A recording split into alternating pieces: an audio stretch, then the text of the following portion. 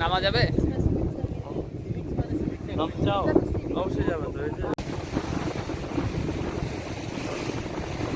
পানির এত গর্জন বলে বোঝানো যাবে না।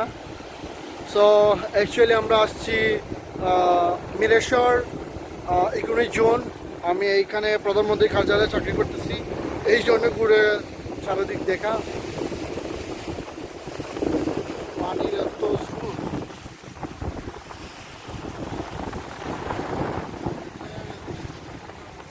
আমার দেখা থেকে সবাই আসতেছে, না এখানে কেউ কারো সাহস হয় না এই জায়গায় আসা।